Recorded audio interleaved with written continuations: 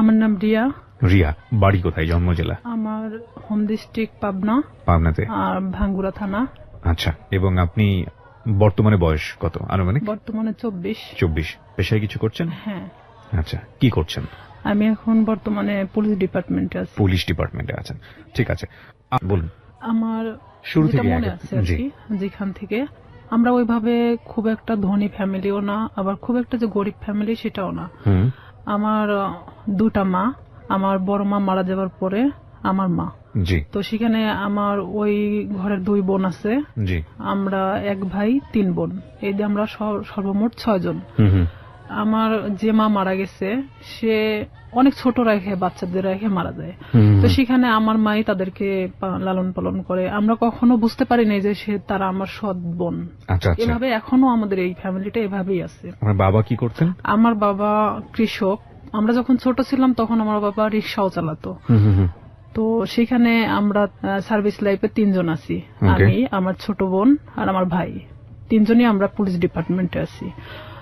আমি বলি গর্বের বিষয় যে আমার বাবা একজন কৃষক কিংবা রিক্সা চালক হিসাবে আমাদেরকে যেখানে নিয়ে আসছে, এটা অনেক বড় বিষয়। নিশ্চয়ই। আমার বাবা অন্যের জমি চাষ করত, অন্যের জমি লিজ নিত, বর্গা নিত, নিয়ে চাষ করে আমাদের জীবনটা এভাবেই চলতো। কিন্তু কখনো আমরা যে 5 বোন 1 ভাই, আমার বাবা কখনো অন্যের কাছে হাত পাততে দেয়নি। আমরা যতটুকুন পাইতাম কখনো আমরা বুঝি নাই অভাবটা, কারণ আমাদের বুঝতে দিত না। ঈদের সময় আসলে আমাদেরকে সবাইকে যেভাবেই হোক না কেন ড্রেস দিত। দেখা যেত আমার যে বড় বোন ছিল তাকে ড্রেস দিতেই হবে। তো আমি না এরকম আগে থেকেই ভাবতাম, আমার বাবা তো আসলে একজন কৃষক, সে আমাকে ঈদে দিলে পরের ঈদে হয়তো অন্যজনকে দিবে। কিন্তু আমার বড় বোনের মধ্যে এটা ছিল না। কিন্তু ও মানুষ হিসেবে খুব ভালো একটা মানুষ। কিন্তু সেখানে আমার ভাই তো বড় ছিল, আমাদের 3 বোনের বড় ছিল। ভাই তো ইচ্ছা করলে কিছু করতে পারতো, কিন্তু সে একটা অন্যরকম কোয়ালিটির। তার সাথে কখনো কথা বলা যেত না, রাগান্বিত, সে যেটা ভাববে সেটাই।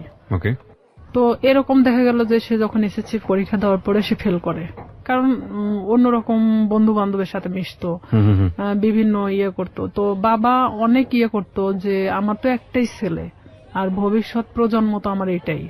আমার বাবা দেখা যেত আমার ওই 2টা বোনকে বিয়ে দিয়ে দিছে, আমার বড় মায়ের, আর আমার বোন যেটা বড় তাকেও বিয়ে দিয়ে দেয়। তো দেখে আমার চাচা কিংবা আমার ফুপারা সবাই মিলে ভালো ভালো দেখে বিয়ে দিছে। দেওয়ার পরে তো এখন থাকলাম আমি। আপনার বয়স কত তখন? তখন আমার বয়স 13 বছর। আচ্ছা। তখন দেখা যেত বিভিন্ন সময় আমাকে বিভিন্ন ছেলেরা দেখতে আসতো, কিন্তু এটা আমি পছন্দ করতাম না। আমার চিন্তা ভাবনা ছিল পড়াশোনা করব, আমি নিজের পায়ে নাও দাঁড়ালে আমি একটা ম্যাচিউরড হওয়ার পরে বিয়ে করব, এরকম আমার চিন্তা ভাবনা ছিল। তো সেখানে দেখা যাচ্ছে যে আমার চাচা চাচিরা যারা আছে আমাদেরকে নিয়ে অনেক রকম কথা বলতো, কারণ তাদের 2 ছেলে 2 মেয়ে, 2 ছেলেই শিক্ষিত, 2টা মেয়ে শিক্ষিত। তো সেখানে তাদের চেয়ে আমরা একটু হলেও নিম ছিলাম, কারণ আমার বাবা যখন ছোট ছিল তখন আমার চাচাকে সেই বিয়ে পর্যন্ত সেই পড়াইছে। আমার বাবা ছোট ছিল তারপরও তাকে পড়াইছে আমার বাবা। তো সেখানে আমার ভাইকেও অনেক বোঝানো হয়, সে পড়াশোনা বাদ দিয়ে দেয় অলরেডি, যা তার ভালো লাগে না। ভালো লাগে না, তুমি কিছু একটা করো। আমার বাবার কথা যে কিছু একটা করো, কারণ তোমাকে আমি কত বছর বসায় রাখে খাওয়াবো। আমার ভাই বলে যে আমি কিছু করতে পারবো না, সে একদম চাচাছুলা কথা বলে, বিভিন্ন সময় মাকে মারতে যায়। এক কথায় যে সে অন্যরকম একটা কোয়ালিটির মানুষ। সবার বড় ছিল উনি। হ্যাঁ, উনি কাজ করছে, এগুলো করে, বন্ধু বান্ধবের সাথে মেশে। ও যেখানে 16-17 বছর বয়স, আর ও যাদের সাথে মিশতেছে তাদের 25-26 বছর বয়স। আইসে দেখা যেত কেউ কথা বললে তারাই মারতো ধরে। যেহেতু আমরা ছোট ছিলাম, আমার 5 বোনের মধ্যে আমি সবসময় রুখে দাঁড়াতাম। তো আমি বলতাম, কেন তুমি মাকে মারতে যাবা, দোষটা তো তুমি করছো, তুমি পড়াশোনা করো না, তুমি বন্ধু বান্ধব নিয়ে আড্ডা দাও। তার কথা যে আমি কেন এই কথাগুলো বলবো। তার ইচ্ছা বাবা থেকে টাকা যাচ্ছে, ওকে দিতে হবে। নেশা করতো না, কিন্তু তাস খেলতো, এটা খেলতো, সেটা খেলতো। আমার বাবা যখন দিত না তখন দেখা যেত যে ও বিভিন্ন সময় মাঠ থেকে নিয়ে যেত, মাকে জোরপূর্বক ভাবে মাঠ থেকে কারাছেড়া করে নিত, এরকম। তো এই সময়টা কি আপনি লেখাপড়া করছিলেন নাকি? লেখাপড়া আমি তখন স্টাডিং রানিং এ আছি। কোন ক্লাসে পড়ছিলেন তখন? আমি তখন 6-7 এ পড়ছেন। আচ্ছা। আমার ভাই প্রতিনিয়ত আমাকে দেখতে পারে না। ও যদি খাইতে বসে সেখানে যদি আমি যাই, ও ওখান থেকে উঠে চলে যাচ্ছে, কিংবা ভাতের প্লেটটা আর যদি ফেলে দিল। আমি যদি কারোর সাথে কথা বলি দেখা যাচ্ছে সেটা নিয়ে এসে বাড়িতে তিলকে তাল বানানো হচ্ছে। মানে বিভিন্ন যেটা ধর্তব্য তুল্যের মধ্যে বলাই চলে না। অলওয়েজ সময় মানে আমার দোষটা খুঁজে বেড়াতো, কারণ আমি সবসময় প্রতিবাদী ছিলাম। আমি আমার বাবার পক্ষে ছিলাম, আমার মার পক্ষে ছিলাম। আমার বাবা যখন কৃষক, উনি যখন মাঠে কাজ করত আমি হেল্প করতাম। বর্ষার শেষে আপনার রসুন পেঁয়াজ এগুলো অনেক কিছু গাড়া হয়। ওকে। তো সেই সময় আমি আমার বাবার সাথে গিয়ে আমি ওই পেঁয়াজ রসুন গুলো আমি গাড়তাম। মানে দিনের পর দিন এভাবে আমি জমিতে কাজ করতাম। হ্যাঁ, জমিতে কাজ করতাম। তো এলাকার সবাই বলতো যে এটা যদি অমুকের মেয়ে না হয় ছেলে হতো ভবিষ্যতে অনেক কাজ হতো। তবে আমি পুলিশ ডিপার্টমেন্টে আসার আগে থেকে আমার স্বপ্ন ছিল যে আমি পুলিশ ডিপার্টমেন্টে জব করব। এটা কেন আপনার স্বপ্ন ছিল? এটা জানি না কেন, নয় যে আমি ছোট থেকে অনেক লম্বা ছিলাম, গ্রামের মানুষ সবাই আমাকে সেনাবাহিনী বলে ডাকতো। তো সেখানে দেখা যেত আমার মধ্যে সেই সময় থেকেই একটা জিনিস কাজ করতো যে আমি একটা ডিফেন্সে জব করবো। ডিফেন্সে জব করবেন? আচ্ছা। হ্যাঁ, এটা আমার মধ্যে ইচ্ছা ছিল তখন থেকেই। তো সেখানে আমি যখন বাবার দিকটা দেখতে গেলে আমার পড়াশোনার দিকটাকে একটু হলেও পিছিয়ে যেতে হয়। শুক্রবার সারাদিন আমি আমার বাবার সাথে কাজ করতাম। সে ধান নিয়ে আসতো, আমি তার বোঝা উঠায় দিতাম মাথায়, যে মানে অনেক দূরে, আমার বাড়ি ছেড়ে না হলে 1-1.5 কিলো দূরে। অথচ আমার ভাই কখনো কাজ করতো না। আমার 5 বোনের মধ্যে আমি মানে সবচেয়ে একজন প্রিয় মানুষ ছিলাম। ওকে। আবার নিরীহ একটা বাচ্চা ছিলাম।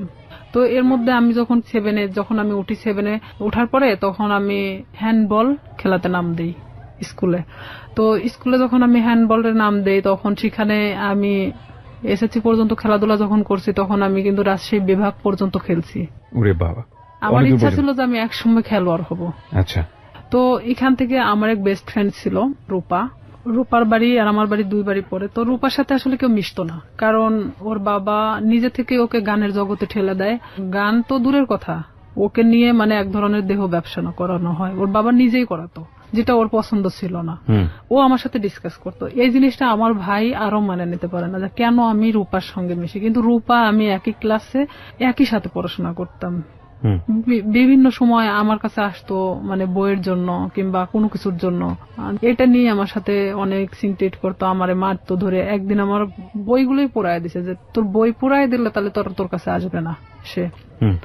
আমি অনেক কান্নাকাটি করি, পরে আমার বাবা আবার বই কিনা দেয়। রূপার সাথে আমি তখন গভীরভাবে মিশে যাই যে কেন তার সাথে আমাকে মিশতে দিচ্ছে না। আমি তার সাথে মিশতে থাকি। আমি যখন 8-এ উঠবো সে সময় রূপা হঠাৎ করে একদিন মানে ঘুমের ট্যাবলেট খায়।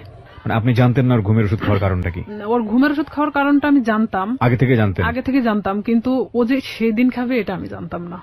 কারণ ওর বাবা নিজে থেকে দেখা যেত এমন এমন মানুষকে টাকা নিয়ে তার সাথে থাকতে বাধ্য করতেছে, যেটা হয়তো একটা মেয়ের পক্ষে সম্ভব না। যে রূপা এই জিনিসটা পছন্দ করতো না, আর তারপর ওর বাবা এটাকে বাধ্য করতো, ওর পুরো ফ্যামিলি ওকে বাধ্য করতো। তো সেখানে ও অনেক কান্নাকাটি করতো আমার কাছে আসে। তো এর মধ্যে ও একজনকে পছন্দ করতো, নাম হলো আনন্দ। উনি ছিল হিন্দু, রূপা মুসলমান। ও একজন বিবাহিত ছেলে ছিল। ভালোবাসার প্রলোভন দেখে অনেকদিন ওকে ইউজ করছে। আনন্দ ওকে মানে ফুললি না করে দেয়, তখনও এই কাজটা করছে। তো ও যখন এই কাজটা করবে তার কিছু সময় আগেও আমার কাছ থেকে ঘুরে গেছে। ও যে 2 দিন খাইছিল না এটাও আমি জানতাম না। তো এর মধ্যে গিয়ে ও অত ঘুমের ট্যাবলেট খেয়ে নিছে। নেওয়ার পর পরের দিন সকালবেলা রূপার মা আমাদের বাড়িতে আসছে। আমার মেয়ের কি হয়েছে, আমার ভাই ওখানে বসে, তো বলতেছে ও ঘুম থেকে উঠতেছে না, ওর মুখ দিয়ে টিয়া বের হচ্ছে। আমি কিছুই জানতাম না তখন পর্যন্ত, বিষ খাইছে না ঘুমের ওষুধ খাইছে না কি খাইছে। তখন আমি চলে গেলাম ওদের বাড়িতে।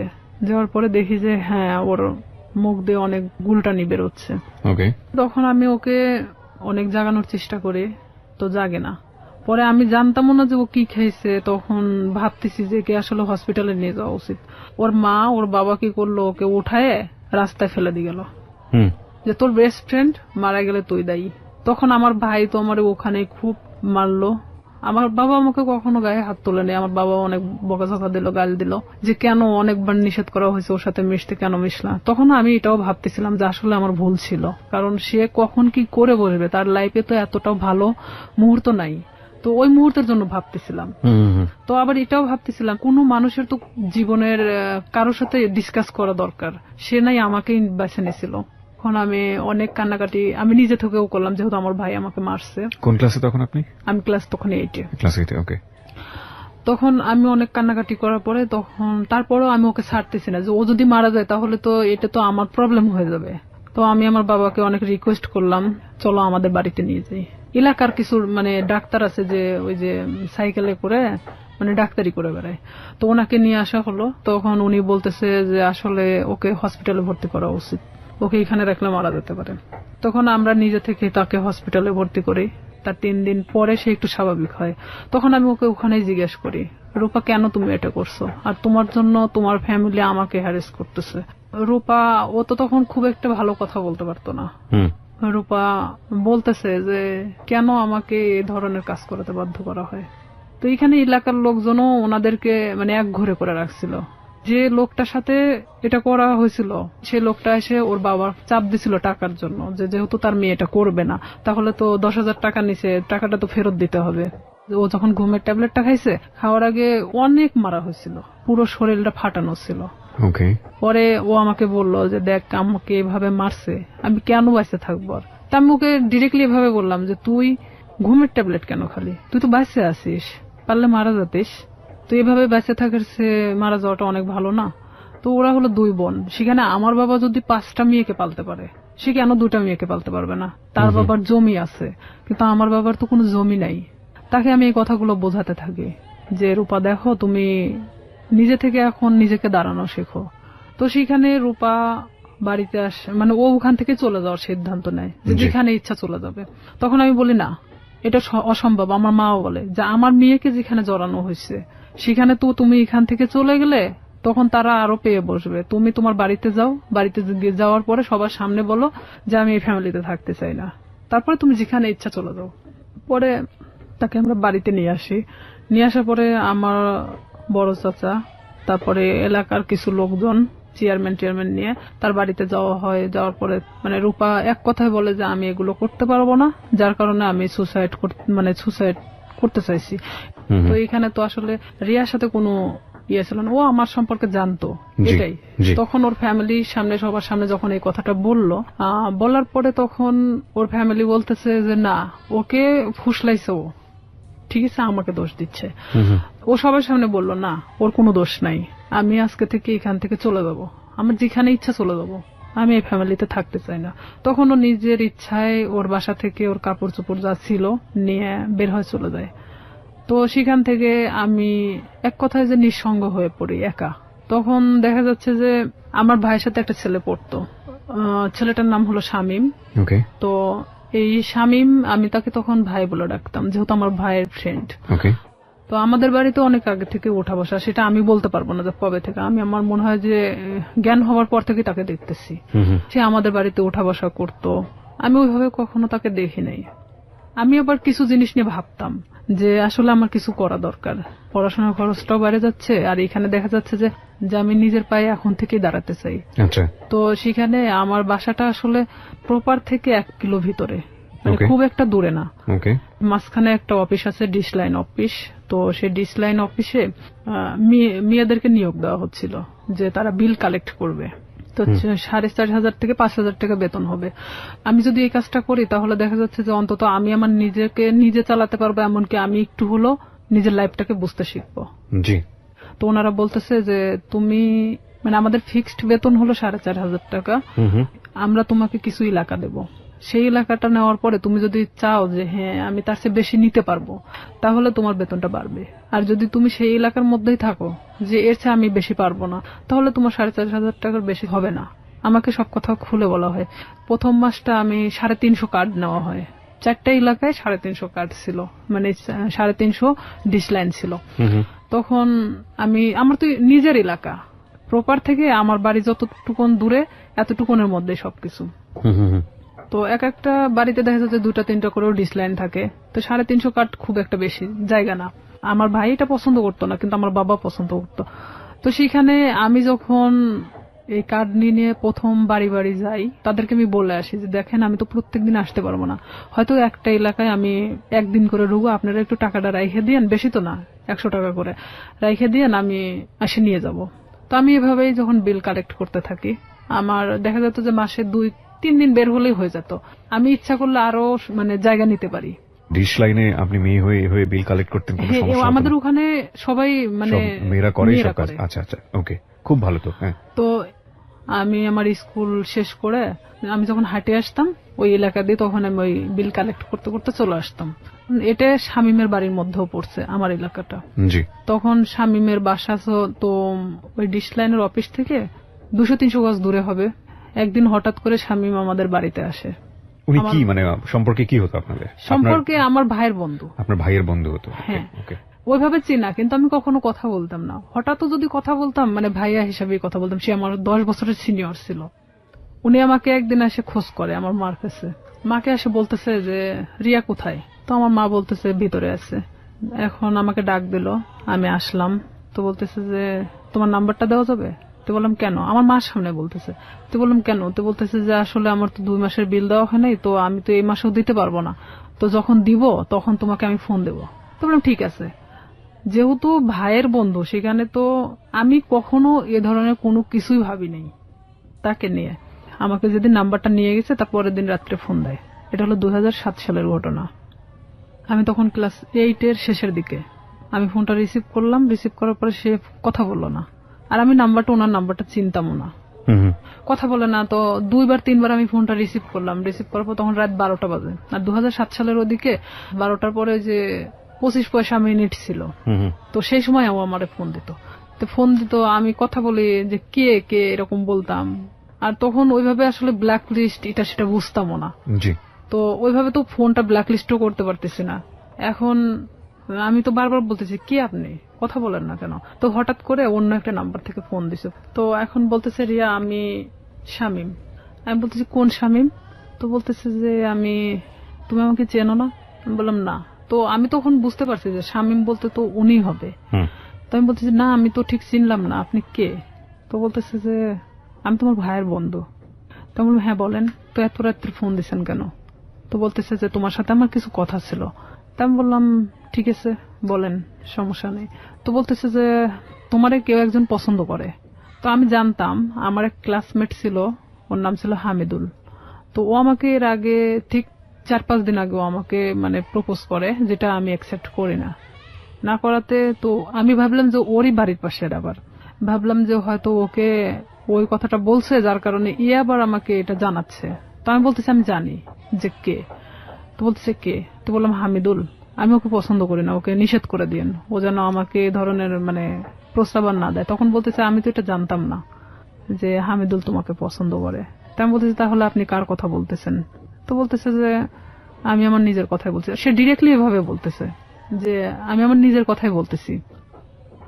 সে যখন এইভাবে বলতেছে যে আমি আমার নিজের কথা বললাম, তখন আমি এক মুহূর্তের জন্য চুপ হয়ে গেছি যে সে কি বলে, এটা কি আদৌ সম্ভব যে আমার ভাইয়ের বন্ধু, তারপরে আমার চেয়ে 10 বছরের সিনিয়র। তো আমি সেখানে না বলে দিই, যেটা ভাই কখনোই সম্ভব না। কারণ আপনি বলা চলে যে এটা বড় ফ্যামিলির ছেলে, সেখানে আমি কিন্তু এটাতে রাজি না, আপনি অন্য কোথাও দেখতে পারেন। আমি ডিরেক্টলি এভাবে বলে দিলাম। কারণ তখন পর্যন্ত আমার মধ্যে ইচ্ছা ছিল যে আমি শুধুমাত্র বড়ই হব, নিজের লাইফে এমন কিছু করব যেটা হয়তো সবার কাছে আমি উঁচু গলায় বলতে পারবো যে আমি লাইফে এত কষ্টের পরেও এখানে এসে দাঁড়াইছি। তো সেখানে ওর সাথে আমি ওখানেই শেষ করে দেই কথা। শেষ করে দেওয়ার পর আমি ওকে বলি যে আপনি আমাকে কখনো ফোন দিবেন না, আর যদি ফোন দেন তাহলে কিন্তু আমার ভাইকে বলে দেব। তখনও বলে যে না, বলার দরকার নেই, আমি কখনো ফোন দিব না। পরে আমিও চুপচাপ থেকে যাই, যেহেতু এটা তার আর আমার মধ্যে কথা হয়ে গেছে, আর সে তো আমাকে ফোন দিবে না বলছে। তো পরে যখন ও তার 5 দিন পরে আমারে ফোন দেয়, আমি তখন একটা এলাকাতে ছিলাম, মানে বিলটা ওঠাচ্ছিলাম, সে সময় আমারে ফোন দিছে অন্য একটা নাম্বার থেকে। তার যে কতগুলো নাম্বার ছিল আমি নিজেও বলতে পারি না, তার অনেক নাম্বার ছিল। সে বিভিন্ন সময় বিভিন্ন নাম্বার থেকে আমাকে ফোন দিত। বিভিন্ন ছেলেদের সাথেও কথা বলাতো, মানে হঠাৎ করে একটা অন্য কণ্ঠ। আমি যখন মানে বলতেছি কে আপনি, এটা সেটা জিজ্ঞেস করতেছি, তখন দেখা যাচ্ছে যে আবার ও ফোনটা মানে নিচে নেওয়ার পরে বলতেছে আমি অমুক। তা আমি যখন বললাম যে আচ্ছা আপনি এরকম কেন করতেছেন আমার সাথে, পরে ও এটা নিয়ে বলতেছে রিয়া আমি সিরিয়াস তোমাকে পছন্দ করি। তো আমি বললাম ঠিক আছে, পছন্দ যখন করেন, এটা তো আসলে পছন্দের বিষয় হলো এমন একটা জিনিস থাকে, সেটা হলো যে কিছু জিনিস আছে যে সুন্দর, কিন্তু সেটা আমার জন্য না। ওকে। তো সেখানে আপনি একটা বড় লোক ফ্যামিলির ছেলে, আপনার সাথে সম্পর্ক হওয়া এটা আমার জন্য অনেক ওই ছিঁড়া কাঁথায় শুয়ে লাখ টাকা স্বপ্ন দেখার মতো, এটা কখনোই সম্ভব না।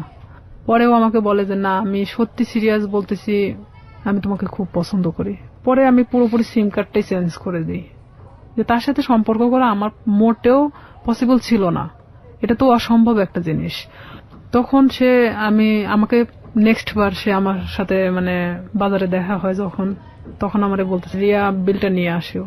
তো তখন আমি বলি যে এখানেই দিয়ে দেন, আমি তো এখানেই আছি, কার্ডটা আমার সঙ্গেই আছে, আপনি এখানেই দিয়ে দেন। তো বলতেছে না আমার কাছে তো এখন টাকা নেই, বাসায় যেয়ে নিয়ে আসো। তো আমি তো জানি বাসা তো এমন একটা জিনিস যেখানে সবাই থাকে, বাবা মা ভাই বোন সবাই তো আছে। ওকে। তখন ওনার 3 মাস পেন্ডিং ছিল, যে বিলটা উনি দিচ্ছিল না, ইচ্ছাকৃতভাবেই সে দিচ্ছিল না।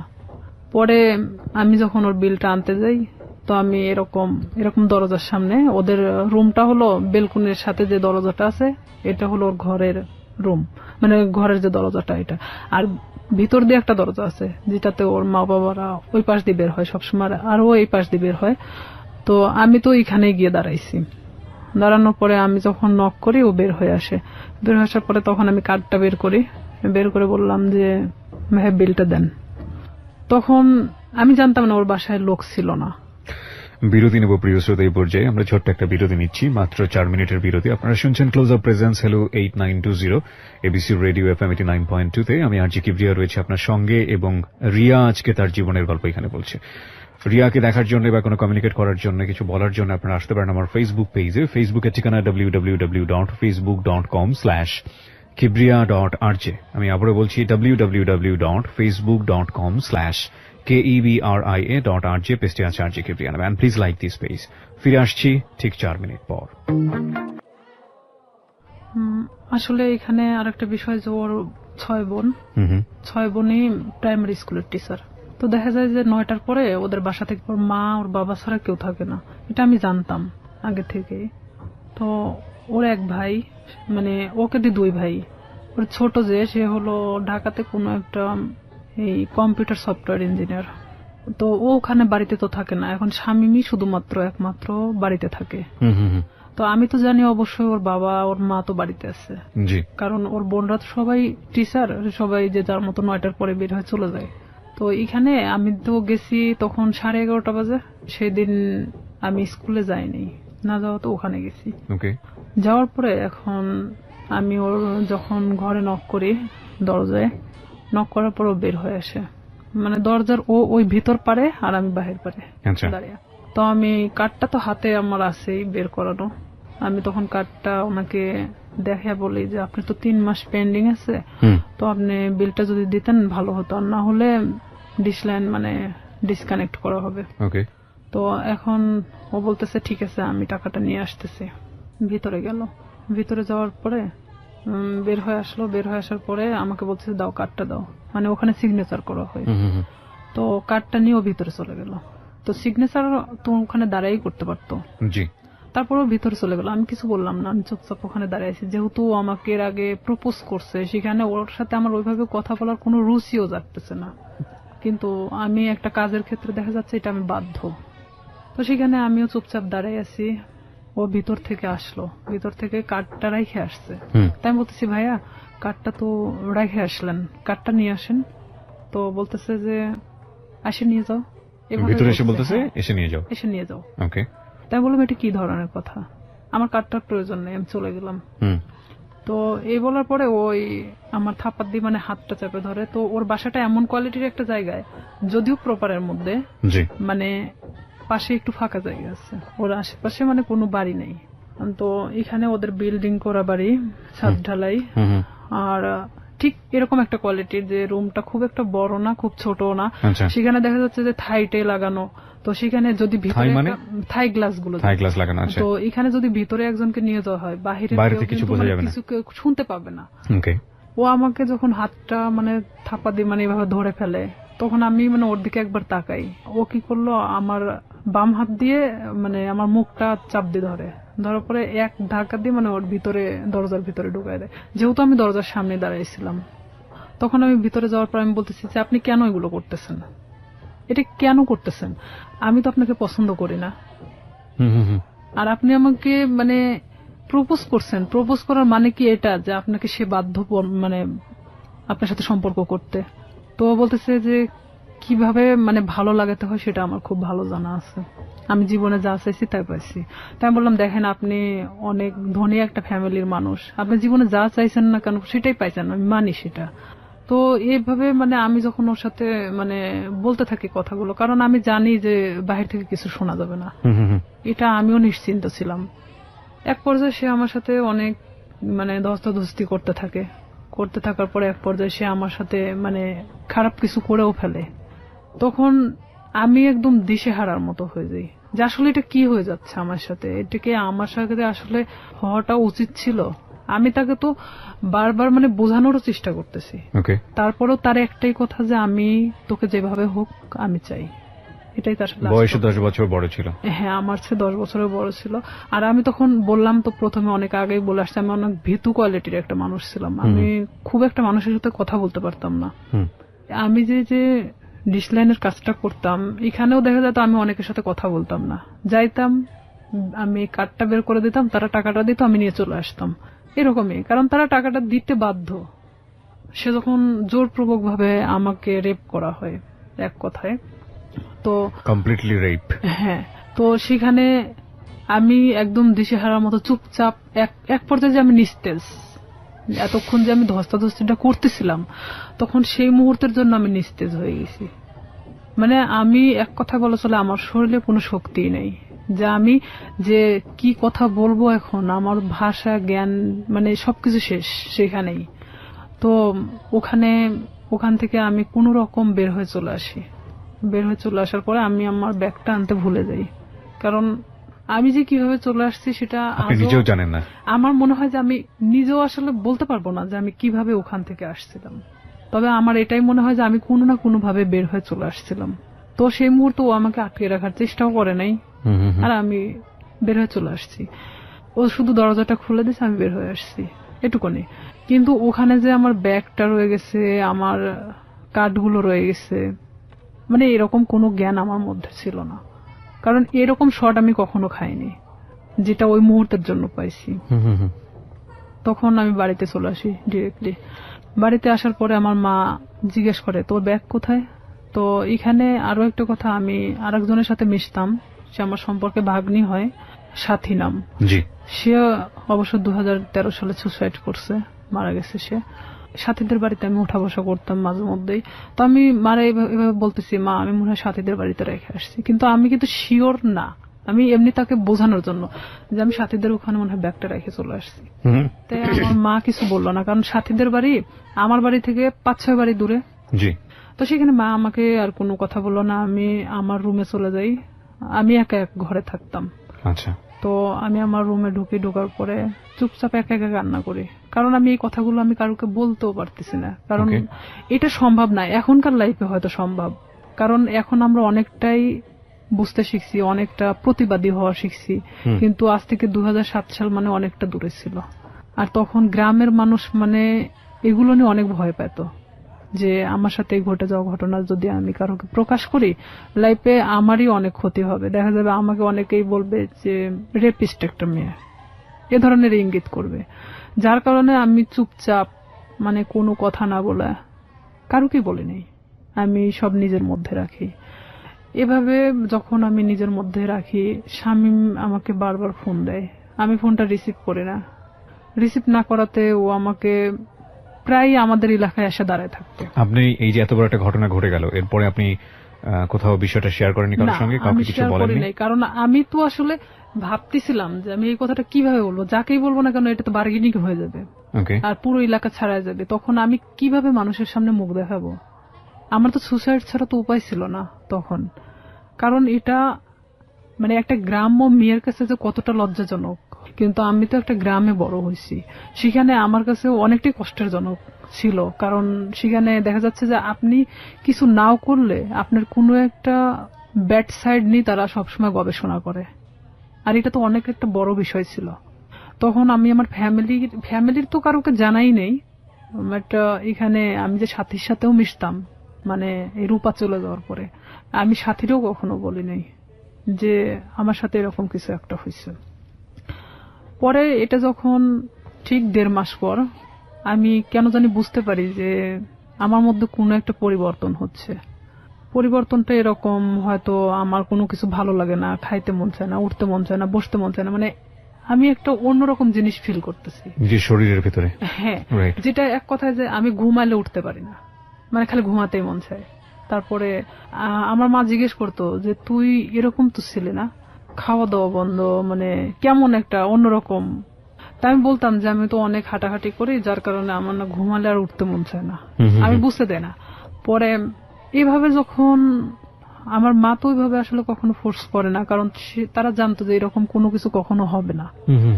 তখন আমার বড় বোন আমারে অনেকবার জিজ্ঞেস করে যে কি হয়েছে তোর, তুই একা একা থাকিস, কথা বলিস না কারোর সাথে, তো সমস্যাটা কি? বলে না কিছু সমস্যা নাই, এদিকে পড়াশোনা তো, সামনে তো এসএসসি পরীক্ষা, আবার এদিকে তো আমি যে কাজটা ধরছি আমার মনে হয় না যে আমি কাজটা করতে পারবো। কারণ আমি তখন একটা জিনিস ভাবতেছিলাম যে আমি আজ বড় হতে গিয়ে অনেক ছোট হয়ে গেছি, এটাই ভাবতেছিলাম। এরপরও আপনাকে ফোন দিয়ে বারবার ডিস্টার্ব করতো, চাইতো? হ্যাঁ, সে বারবার আমাকে ফোন দিত, ফোন দিয়ে বলতো যে তুই কেন ফোনটা রিসিভ করিস না, এতবার ফোন দেওয়ার পর কেন রিসিভ করিস না, তুই তো গাড়ি করেই বলতো। আমি বলতাম দেখেন আপনি আমাকে কেন এরকম করতেছেন, এটা করার মানেটা কি, যা হবার তা তো হয়ে গেছে, আপনি তো একটা মেয়েকে ভোগ করার দরকার ছিল, করছেন। আমি এভাবেই বলি তাকে, তাহলে আর কি দরকার? তো সে আমাকে বলে না, কিন্তু আপনাকে আমার এই প্রশ্নটা আবারও করতে হবে। এত বড় একটা ঘটনা ঘটে যাবার পরে আপনি বাসায় শেয়ার করলেন না কেন, কাউকে জানালেন না কেন? শেয়ার করিনি আসলে, এটা আমি অনেকটা ভীত ছিলাম, যেহেতু আমার ভাই পূর্বে থেকে আমার সাথে ভালো সম্পর্ক না। এখানে যদি আমি শেয়ার করে দেখা যাচ্ছে যে অনেকটা আমার দিকেই গড়াবে। আচ্ছা, এটাও একটা বিষয় ছিল। আর একটা কথা যে সমাজ, যেটা মানুষ হয়তো আমাকে খারাপ ইন্ডিকেট করবে যে মেয়েটা এরকম হয়েছে, হয়তো আমার প্রফেশনাল লাইফে আমি যেটা হতে চাচ্ছি সেখানে আমি আমার লাইফ নিয়ে সবসময় বেশি ভাবতাম। আমাদের সোসাইটিটাই ফরচুনেটলি আর আনফরচুনেটলি এরকমই। আমরা কোনো ঘটনা ঘটে গেলে সেটা নিয়ে যতটা কেওয়াস তৈরি করি, কেউ কখনো ভেতরে যাওয়ার চেষ্টা করি না। এবং সেটার রিফ্লেকশন ইদানিং ফেসবুকে এত বেশি দেখা যায় যে সামটাইমস উই ফিল অ্যাশেমড, লজ্জিত হই। আমাদের আসলে প্রত্যেকটা জিনিসই একটা জিনিস কি, আমরা যে কথাটা বলি, আমরা যে কাজটা করি বা যাই করি না কেন, সেটা কিন্তু শুধুমাত্র আমি না, আমার ফ্যামিলি, আমার বেড়ে ওঠা, আমার সবকিছুকে ফোকাস করে।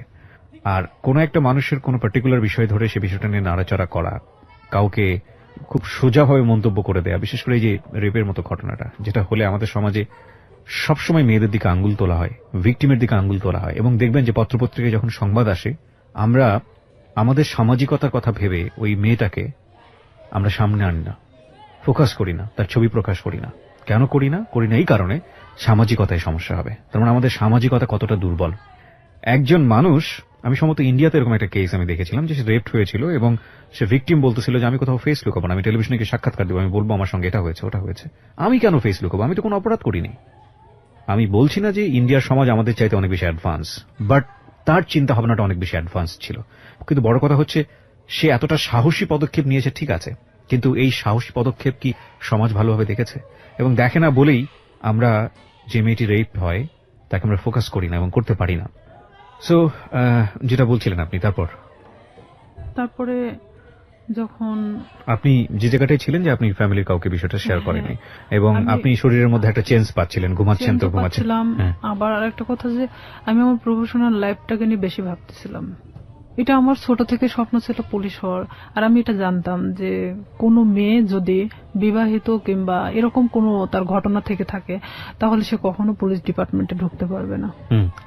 বিশেষ করে আমি তো কখনো আসলে শামীমকে পছন্দ করতাম না, সে আমার সাথে যেটাই করুক না কেন। আমি ভাবছিলাম যে সাবজেক্টটা ওখানেই ক্লোজ, আমি নিজে থেকে ওখানে শেষ করে দিছি। কারণ আমার সুসাইড করার কোনো ইচ্ছা ছিল না। আমি কারোর কাছে রেপ হয়েছি তার মানে এই নয় যে আমি হারে গেছি, এটা আমার মধ্যে ছিল না যে আমি সুসাইড করব। আমি কখনো হারতে শিখি নাই, যেখানেই গেছি না কেন আমি যদি কষ্ট করে হলো সেটাকে আমি অর্জন করছি। তো সেখানে দেখা যাচ্ছে আমি আমার চেঞ্জের বিষয়টা, যে আমি নিজের মধ্যে মানে কোনো কিছু ফিল করতেছি যে আমি খাওয়া দাওয়া এটা সেটা আমার খুব প্রবলেম হচ্ছে, তখন আমি নিজে নিজেই মানে এটা নিয়ে ভাবতে থাকি। তখন কেন জানি মনে হয় যে আচ্ছা শামীম তোমার সাথে এটা করছে, আর আমি আসলে প্রেগনেন্ট বিষয়টা বুঝতাম না তখনও, যে কিভাবে এটা মানে প্রেগনেন্ট হয়। জি। তখন আমি আমার পাশের বাড়ির এক ভাবিরে জিজ্ঞেস করি, আচ্ছা মানে কথায় কথায়, তার সাথে আমি অনেক ফ্রি ছিলাম, জিজ্ঞেস করি যে ভাবি আমি তো অনেক কিছুতেই আসলে জানার চেষ্টা করি, তো আসলে একটা মেয়ে প্রেগনেন্ট হয় কিভাবে? তো বলতেছে বিয়ে কর তারপর বুঝবি। আমার সে হাসতে হাসতে কথা বললো। তো বললাম যে আপনি তো ভাবি, তো আপনি না বললে আমরা শিখবো কোত্থেকে? আমি আবার তাকে হাসতে হাসতে কথাটা বলি। তো বলতেছে যে এরকম মানে মেয়েদের তো প্রত্যেক মাসে যে ইয়াটা হয়, এটা যদি দেখা যাচ্ছে যে কারোর সাথে মানে তার হাজবেন্ডের সাথে মেলামেশা করার পরে যদি না হয় তাহলে সে প্রেগনেন্ট। তখন আমি যখন ওখান থেকে এই কথাটা শুনছি, আপনি বিশ্বাস করবেন না, আমি মনে হয় এক মুহূর্তের জন্য এই পৃথিবী ছেড়ে চলে গেছি, যে আমিও তো ঠিক 1.5 মাস হলো এরকম অবস্থাতে আসছি, আমারও তো এটা হয়নি, তার মানে কি আমি প্রেগনেন্ট? এটা আমি এখন কিভাবে এটাকে লুকাবো? কারণ এতক্ষণ পর্যন্ত যা ঘটে গেছিল সেটা লুকানো সম্ভব ছিল, বাট এটা এখন আমি কিভাবে লুকাবো? এটা কি আদৌ সম্ভব? আর তখন এক মুহূর্তের জন্য মনে হচ্ছিল যে আমার চেহারার মধ্যে একটা অন্যরকম ছাপ নামে আসে। তখন আমার ওই ভাবি বলতেছে তোর কি হয়েছে? আমি বললাম না আসলে শরীরটা কয়েকদিন ধরে ভালো লাগতেছে না, অটোমেটিক কেন জানি মনে হচ্ছে প্রেশারটা নামে গেছে। তো আমি তো ওখানে বসে পড়ি, প্রায় আমি আধা ঘন্টার মতো বসে মানে নিজে নিজে ভাবতে থাকি। আর আমার শরীরটা এত ঘামতেছিল, মানে এক কথায় যে আমি মৃত মানুষের মতো বসে আছি। তো তখন ভাবি যে এটাকে আমি কিভাবে সমাধান করব, আমি কিভাবে আমার ফ্যামিলিকে বলবো এখন, যেটা 1.5 মাস আগে ঘটে যাওয়া ঘটনা। আর এর মধ্যে কন্টিনিউ ও আমার সাথে এরকম যোগাযোগ রাখার চেষ্টা করে, কিন্তু আমি রাখি না। তখন ইচ্ছাকৃতভাবে আমি ওকে ফোন দেই ব্যাপারটা আসলে জানানোর জন্য যে এটার কি কোনো সমাধান আছে কিনা, যদি হয় নিজে থেকে সমাধান করার মতো। কারণ আমি চাই না যে আমি আমার লাইফে কখনো থেমে থাকি কারোর জন্য। তখন ওকে আমি যখন ফোন দিয়ে বলি যে শামীম আমি তো এরকম, আর এটা বিষয় তো আমি জানতামও না, তুমি তো আমার চেয়ে 10 বছরের সিনিয়র, তুমি যে আমার সাথে এটা করছো, যেটাই করো না কেন তুমি আমাকে বলতে পারতা যে এরকম হওয়ার সম্ভাবনা আছে, তুমি সেটাও আমাকে বলো নাই।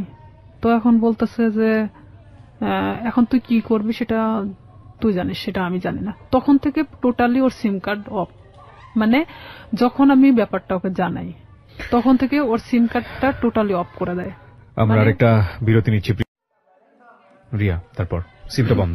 হ্যাঁ, সিমটা তখন বন্ধ ছিল। আমি অনেক চেষ্টা করি, আমি সারা রাত চেষ্টা করি, কারণ সেই ছিল একমাত্র আমার লাইফের ঘটনা জানে, যেটা তার সাথে ঘটে যাওয়া। কোনো ক্রমে যদি আমাকে এটা থেকে মানে রেহাই দিত তাহলে হয়তো আমি আমার সামনের লাইফটা হয়তো ভালোভাবে কাটাতে পারতাম। কারণ আমি গ্রাম্য মেয়ে হিসেবে আমি এটা কখনোই মানে ফ্ল্যাশ করতে পারতেছিলাম না, এটা আমার কখনো সাহসে কোলায় উঠতেছিল না। ওকে, যখন ওকে আমি বারবার ফোন দিতে থাকি, ওর ফোনটা সুইচ অফ তো সুইচ অফে, কোনো প্রকার ওকে আমি যোগাযোগ করতে পারতেছি না। তখন আমি ভাবলাম যে কোনো ভাবে এটা আমাকে পদক্ষেপ নিতে হবে। তখন পরের দিন সকালবেলা মানে আমি পুরোটাই আনবো না, এক কথায় যে মানে পাগল বলা চলে, আমার মা খাইতে বললো আমাকে, আমি না খেয়ে বের হয়ে গেলাম বাড়ি থেকে। হসপিটালের সামনে বসে আছি, কিছু ডিসপেন্সারি আছে সামনে বসে আছি, ওখানে বসে বসে ভাবতেছি যে আসলে কি করা যায়। ভাবলাম যে আচ্ছা এটা আমি টেস্ট করাই নেই আগে, যে আসলে কি আমি প্রেগনেন্ট কিনা, অযথা এটা নিয়ে আমি কেন ভাবতেছি, নিজে পরীক্ষা করে দেখি। তো এখানে যে প্রেগন্যান্সি টেস্ট করানোর জন্য আপনার টেস্ট টিউব যে কাঠিগুলো পাওয়া যায়, ভাবতেছি যে আমি দোকানে কিনতে গেলে তারা ইভেন কি ভাববে আমি একটা অবিবাহিত মেয়ে, তো সেখানে আমি কেনই বা ওটা চাইতে যাব। আর যেহেতু আমার এলাকার লোক সবাই, তো সেখানে আমি গিয়ে বলতেছি দোকানদারকে, এমন ভাবে বলতেছি যে ওটা আসলে আমার না।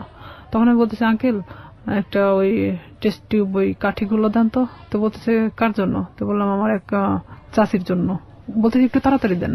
মানে এমন আমি উৎসাহী দেখাচ্ছিলাম যে আমি আসলে এটার প্রতি কোনো চিন্তা করতেছি না, জাস্ট আমাকে কেউ কিনতে দিছে এরকম ভাব। তো আমি ওটা নিয়ে বাড়ি চলে আসি। বাড়িতে আসার পরে আমি বাথরুমে গিয়ে আমি টেস্ট করাই। টেস্ট করানোর পরে দেখি যে হ্যাঁ আমি প্রেগনেন্ট। আমি নিশ্চিন্ত সেখানে, পরে আমি আর উঠে দাঁড়াতে পারতেছি না। যতটা এটা নিয়ে নিশ্চিন্ত হচ্ছি, এতটা আমি নিজে থেকে নর্মাল হয়ে পড়তেছি। যেহেতু আমি এটা নিশ্চিত হতে পারছি, এখন এটাকে কিভাবে সমাধান করতে হবে সেটা ঠিক আমাকেই করতে হবে। আমি যে দোকান থেকে ওটা নিছি, তো ওই দোকানে গিয়ে আমি বললাম যে আঙ্কেল, যার জন্য এটার কাঠিটা নেওয়া হয়েছিল আমার সে চাচি হয়, তো ওনার তো 1 বছরের একটা বাচ্চা আছে। তো আসলে এটা সত্যি যে আমাদের চাচিমার 1 বছরের একটা বাচ্চা ছিল।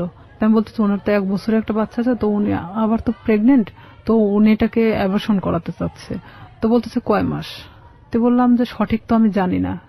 তো বলতেছে যে তুমি শুনে আসিও, তাহলে সে অনুযায়ী বলা যাবে। তো আমি সেই মুহূর্তের জন্য ভাবলাম যে আসলে এটা আমার একদিন ওয়েট করাটা উচিত, যেহেতু এখানে পুরোটা আমি নিজেকে এড়ানোর চেষ্টা করতেছি। পরের দিন সকালে আবার যাই, যাওয়ার পরে বলতেছি যে আমার কাছে বলা হয়েছে 1.5 মাস।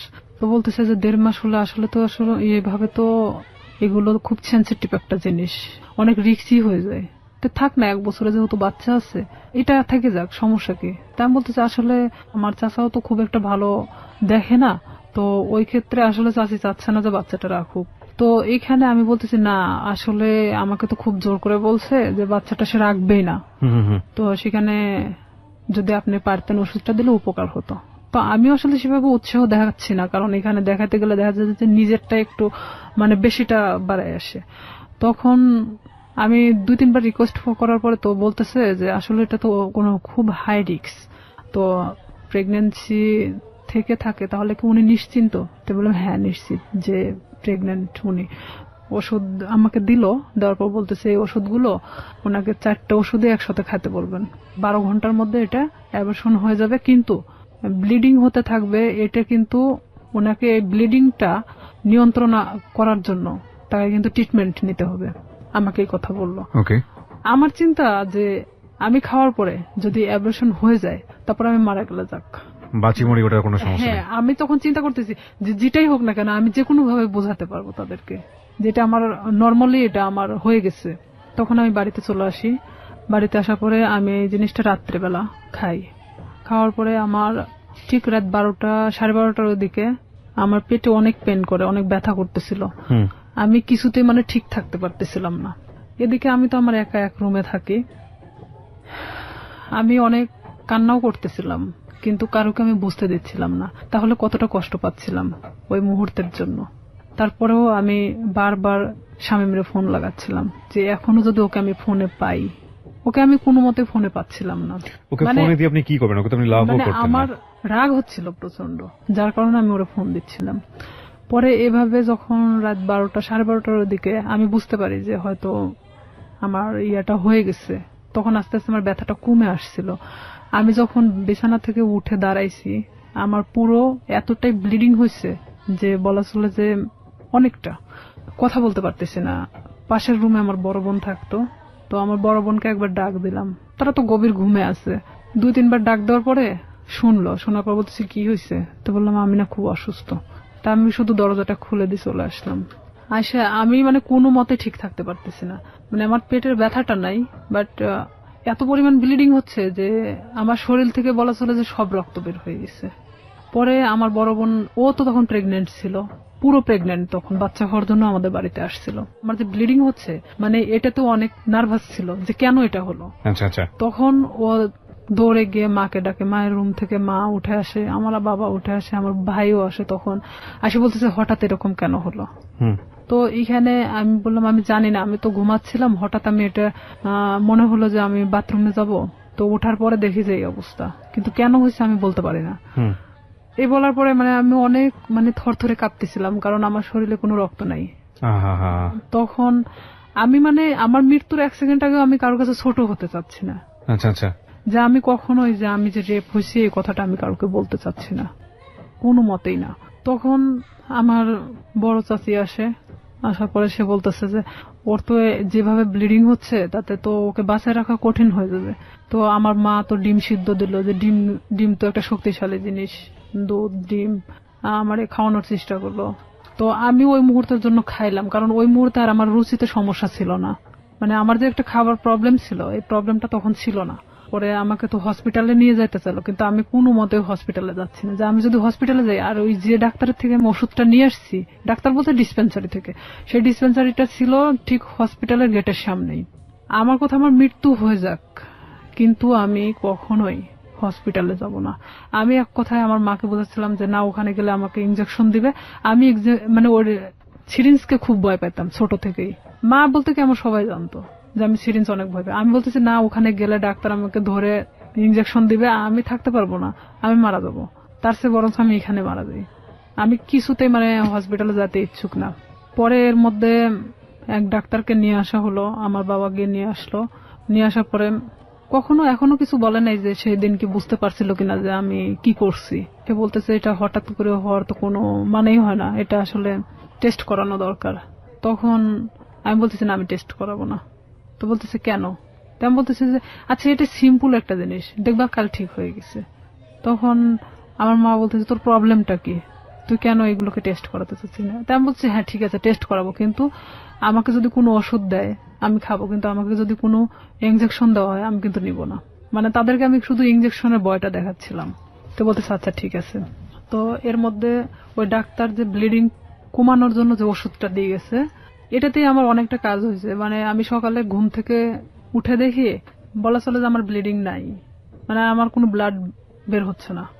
তখন আমি মাকে বললাম মা আমার তো আর কোনো সমস্যা হচ্ছে না, তো আমার তো আর হসপিটালে যাওয়ার দরকার নেই।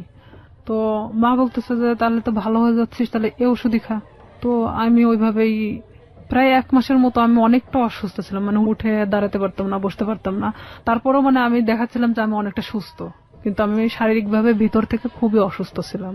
তখন আস্তে আস্তে যখন আমি আগের পর্যায়ে আবার ফেরত আসি, আমি সবকিছু ভুলে যাওয়ার চেষ্টা করি। কিন্তু শামীম আবারও যখন দেখলো যে আমি স্বাভাবিক ভালো মানুষ, নিজের মতো করে চলতে পারতেছি, তখন ও কি করলো, আমাকে আবার ফোন দেওয়া শুরু করলো। আমাকে আবার ফোন দেয়। আমি তখন এক ধরনের অনেক বকাবাজি করি, তুই আমাকে কখনো ফোন দিবি না। তখন আমি ওকে তুই তুকারি করে কথা বলতাম যে তুই আমাকে কখনো ফোন দিবি না, আর যদি ফোন দিস আমি এই বিষয়গুলো কিন্তু সবাইকে বলে দেব। তখন ও বলে কি যে তুই কি বলবি, তোর যে ভিডিও আছে আমার কাছে এটা তুই জানিস।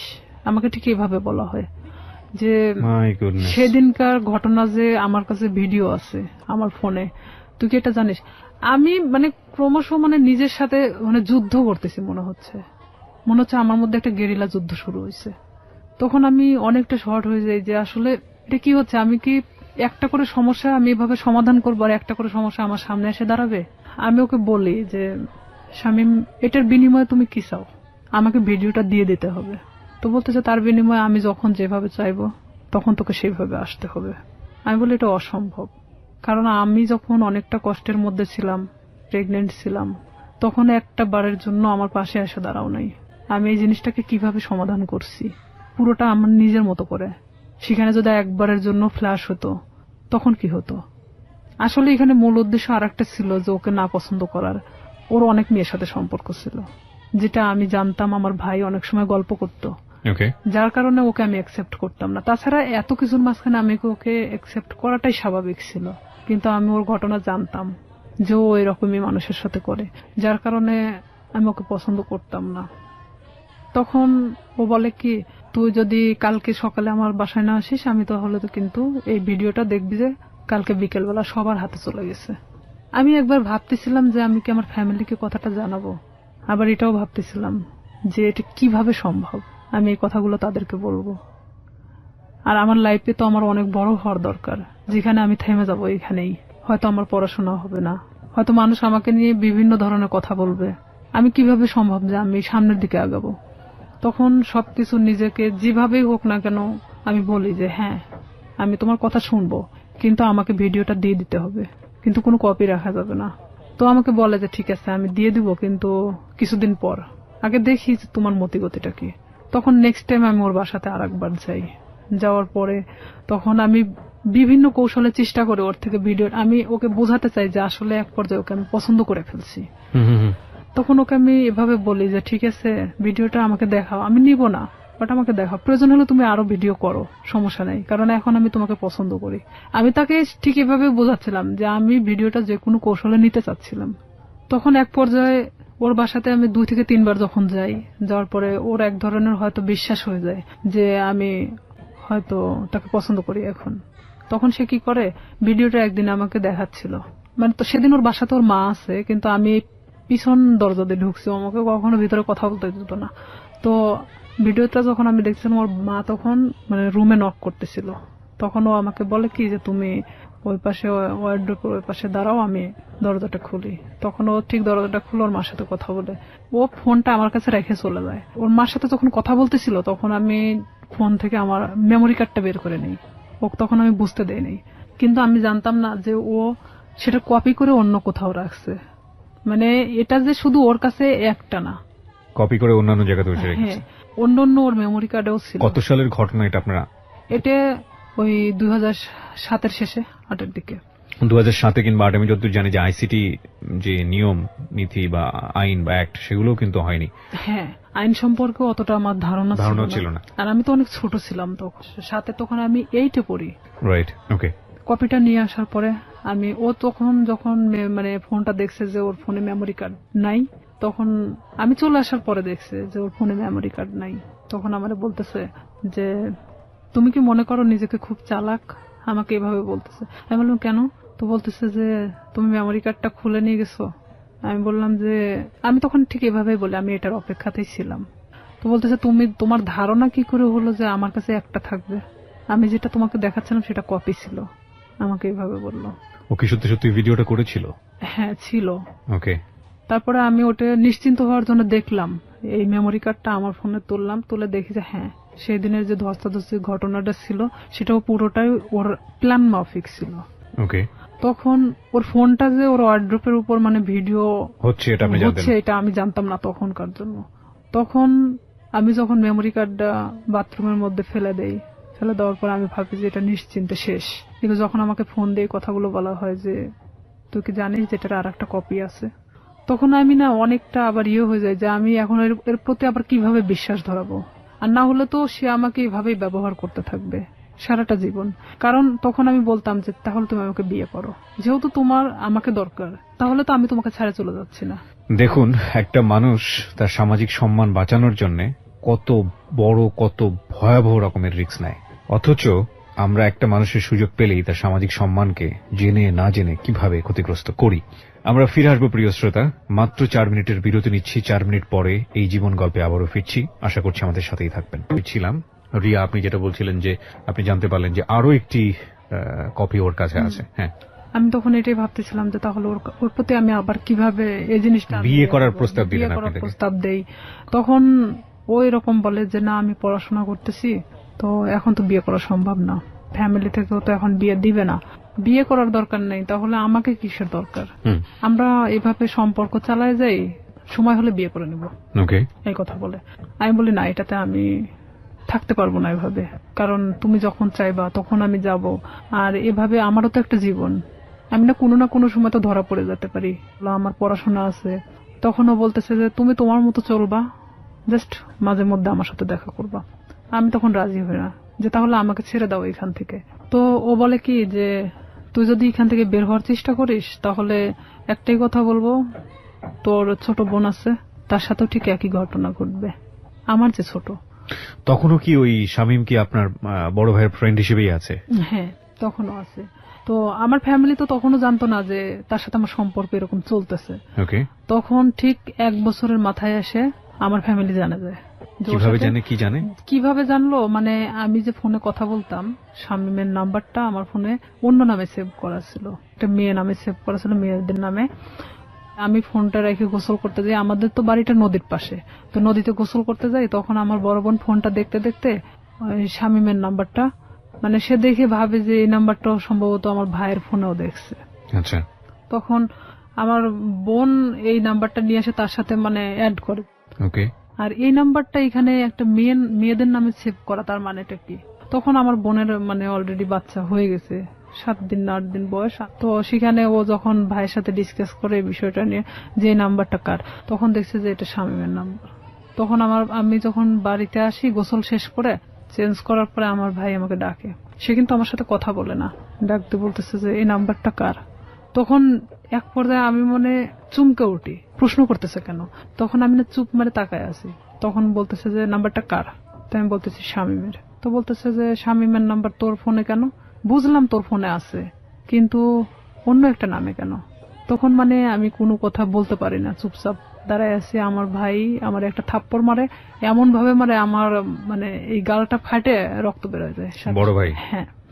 তখন আমার মা ধরার পরে বলতেছে যে মারামারি বাদ দিয়ে আসলে ঘটনাটা কি হয়েছে সেটা জানে। তখন আমার মা আমাকে জিজ্ঞেস করলো যে তার সাথে তোর কিসের সম্পর্ক। তো আমি তাদেরকে বললাম যে সে আমাকে পছন্দ করে, আমিও তাকে পছন্দ করি। ঠিক ব্যাপারটা নর্মালি বলে দিলাম। আসলে কি পছন্দ করতেন?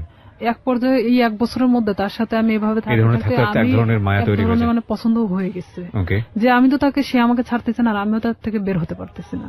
তো আমি জানতাম যে আমার লাইফটা এভাবেই চলবে যতদিন হয়তো এখান থেকে সে আমাকে মুক্তি না দিচ্ছে কিংবা আমাকে বিয়ে না করতেছে। আর আমি তখন থেকে এটাই চিন্তা ভাবনা নিয়ে নিলাম যে যেভাবেই চলুক না কেন, যতদিন নিজের পায়ে মানে নিজে না দাঁড়াতে পারতেছি আমি প্রতিবাদ করব না এটা নিয়ে। তখন আমার ভাই আমাকে অনেক মারার পরে বলতেছে তুই জানিস ওর সম্পর্কে? আমি বললাম যে হ্যাঁ আমি জানি। তো বলতেছে যে কি জানিস তুই? তো বলতেছি যে ও যে অনেক মেয়ের সাথে সম্পর্ক ছিল কিন্তু এখন তো নাই, ও আমাকে সবকিছুই বলছে। তো বলতেছে যে ওর যে এখনো রীতা নামে একটা মেয়ের সাথে সম্পর্ক আছে তুই জানিস? তাই আমি বললাম যে হ্যাঁ আমি জানি। আমি কিন্তু কিছুই জানি না, তারপর আমি স্বীকার করতেছি যে হ্যাঁ জানি। তো বলতেছে যে তোকে কি বলছে? তাই আমি বললাম যে হ্যাঁ তার সাথে নাকি সম্পর্ক ছিল এখন নাই। তো বলতেছে ও যে গত পরশুদিনও আমার সাথে গিয়ে দেখা করে আসলো রীতার সাথে, তোকে এই কথাটা বলছে? আমার ভাই কিন্তু নর্মালি আমাকে এভাবে জিজ্ঞেস করতেছে। তাই আমি বলতেছি হ্যাঁ আমাকে বলছে। তো আমি আসলে তাদের মধ্যে তাল পাকায় দিচ্ছিলাম এরকম যে শামীম যদি আমাকে বলে থাকে তাহলে রীতার সাথে কেন সম্পর্ক? তাহলে শামীম আমার সাথে তাহলে এ ধরনের কি ধরনের খেলা খেলতেছে? তখন আমার ভাই বলে যে তুই আরো একটা বিষয় শুনে রাখ, শামীমের সাথে তুই সম্পর্ক রাখিস না। যতই আমি তোকে মারধর করে যাই করি না কেন, তারপরেও তুই আমার বোন। ও আমাকে মারার জন্য তোকে বেছে নিছে। আমি বললাম কেন? তো বলতেছে যে একটা বিষয় নিয়ে ওর সাথে আমার গন্ডগোল হয়েছে, যার কারণে ও আমাকে এমন ভাবে মারতে চাচ্ছে যেটা মৃত মানুষের চেয়েও অন্যরকম একটা ইয়া। তো এখন আমি বলতেছি যে হ্যাঁ সেটা বিষয় আমি জানি, মানে এক কথায় আমি সবকিছু স্বীকার করতেছি যে আমি জানি। তখন এক পর্যায়ে আমি শুয়ে শুয়ে এটা ভাবতে থাকি যে আসলে আমার ভাইয়ের সাথে কি ঘটছে তারা। তখন আমি শামীমরে ফোন লাগাই বলি যে শামীম ভাইয়ের সাথে তোমার প্রবলেমটা কি? তো বলতেছে কি না তো কোনো প্রবলেম নাই। তাই আমি বললাম যে ভাই তো তোমার আমার বিষয় জানে গেছে, তো এইখানে এখন আমার মনে হয় যে বলে দেওয়াটা উচিত সবকিছু। তো বলতেছে যে না বলো না, এখানে সমস্যাটা হলো কি আমি তো পড়াশোনা করি, এখন যদি আমি তোমাকে বিয়ে করি, ও তখন এখন এক ধরনের নর্মালি মানে কথা বলতেছে, তোমাকে যদি আমি এখন বিয়ে করি তাহলে আমাকে কিন্তু গার্মেন্টসে থাকা ছাড়া উপায় হবে না, কারণ আমার ফ্যামিলি তোমাকে কখনোই মানে নেবে না। তারা চায় যে তার ছেলেকে বিয়ে দিবে একটা চাকরিজীবী মেয়ের সাথে। আমার রাগ ওঠে একটু যে তুই জানিস যে তোর ফ্যামিলি তোকে আমার সাথে বিয়ে দিবে না, এটা আমিও জানতাম, তাহলে আমার সাথে এটা করার দরকার ছিল কি? এক পর্যায়ে তার সাথে আমার অনেক রাগারাগি হয়। এটা 2008 সালের ঘটনা। তারপরে শামীম এক পর্যায়ে আমার সাথে একটা ব্রেকআপ সৃষ্টি করে। সে চাচ্ছিল যে আমি তার থেকে দূরে সরে যাই, আর আমিও তখন এক পর্যায়ে চাচ্ছিলাম যে আমি যে কোনো মূল্য ওকে চাই। সে আমার জীবনটাকে নিয়ে এভাবে খেলতে পারে না, কারণ আমার ফ্যামিলি তখন জেনে গেছে যে তার সাথে আমার সম্পর্ক চলতেছে। তখন এক পর্যায়ে আমি আমার ফ্যামিলির সাথেও যুদ্ধ করি, আর এদিকে ও আমাকে কিন্তু যতটাই ভালোবাসুক না কেন আমার ফ্যামিলি থেকেও দূরে সরায় দিছে। দেখা যাচ্ছে আমার ফ্যামিলির বিষয়ে অনেক কথা বলে যে তোমার ভাই আমার থেকে দূরে সরানোর জন্য তোমাকে এই ধরনের হয়তো খারাপ কথা বলে আমার সম্পর্কে। তো আমি দেখতাম যে অবশ্যই আমার ভালোবাসার সম্পর্ক ফাটল ধরানোর জন্য তারা হয়তো এই ধরনের তার খারাপ বিষয়গুলো তুলে ধরে। তো এক পর্যায়ে আমার ফ্যামিলির সাথে কথা বলা বন্ধ করে দেই আমি। 2011 সালে ওর সাথে আমার ফুললি ব্রেকআপ হয়ে যায়, মানে ওর সাথে আমার কোনো প্রকার যোগাযোগ নেই। আর হঠাৎ করে মানে ও ফোন টোন অফ করে দিছে, কোনোভাবে খুঁজে পাওয়া যাচ্ছে না, মানে আমি অন্তত ওকে খুঁজে পাচ্ছি না। এক পর্যায়ে এলাকার এর মধ্যে সবাই জানে গেছে যে শামীমের সাথে আমার সম্পর্ক, কিন্তু এই যে পূর্বে যে ঘটনাটা যে সম্পর্কটা সৃষ্টি হলো কোথা থেকে এটা কিন্তু কেউই জানতো না। ব্রেকআপের পরে আমি দিশেহারা হয়ে যাই যে আমি এখন কি করব। তখন এর মধ্যে 2010 সালে তো আমি এসএসসি পাস করছি। অলওয়েজ সময় নিয়োগপত্র দেখে থাকি যে কখন কোথায় নিয়োগ দিচ্ছে। এক পর্যায়ে দেখি যে হ্যাঁ পুলিশে নিয়োগ দিচ্ছে, কিন্তু আমার বয়স হয়নি, 18 বছর পূর্ণ হয়নি। দিশেহারার মতো আমি একজন ঘুরি, এবং ঘুরতে ঘুরতে এক পর্যায়ে আমি ভাবি যে না, আমার একমাত্র এখন বাঁচার উপায় আমার নিজেকে চালানোর মতো একটা লাইফ তৈরি করতে হবে। 2012 সালের সেপ্টেম্বরের দিকে একটা নিয়োগ হয় পুলিশ ডিপার্টমেন্টে। এর মধ্যে কিন্তু শামীমের সাথে আমার কোনো প্রকার যোগাযোগ নেই, কোনো প্রকার সম্পর্ক নাই। আর ওকে, কিন্তু মনের মধ্যে ভয়টা কাজ করে, না জানি কখন ভিডিওটা পাবলিশ করে দেয়, তাই কি? নাকি ও ভিডিওটার বিষয়টাও ছিল। আর একটা কথা যে এক পর্যায়ে আমি ওকে ভালোবেসে ফেলছিলাম। আর একটা বিষয় যে আমার এটা চিন্তা ছিল যে তুই যদি ভিডিওটা ফ্ল্যাশ করিস অন্তত আমি তোর গলায় ঝুলে যাব। আমি জানতাম যে তারপরে পাবলিসিটিতে এটা দেখাবে না। ঠিক আছে, তো ওর গলায় ঝুললে আমার কোনো আপত্তি নাই, ও যদি করে তো করবে। আমি পুরোটাই এখন ওর গলায় ঝুলার জন্য মানে প্রস্তুত।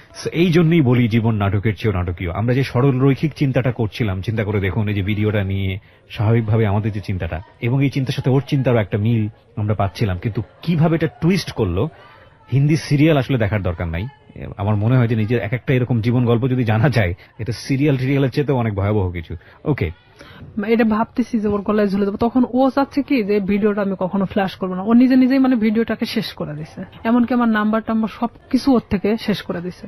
এক পর্যায়ে ওর নাম্বার টাম্বার যখন সব চেঞ্জ করে নিছে, তখন তো ওর সাথে কোনো যোগাযোগের কোনো ইয়ে নাই আমার। আমি তখন দিশেহারা একটা যে আমাকে এখন আমার লাইফের দিকে আগাতে হবে, যেভাবে হোক আমি একটা সরকারি চাকরি করব।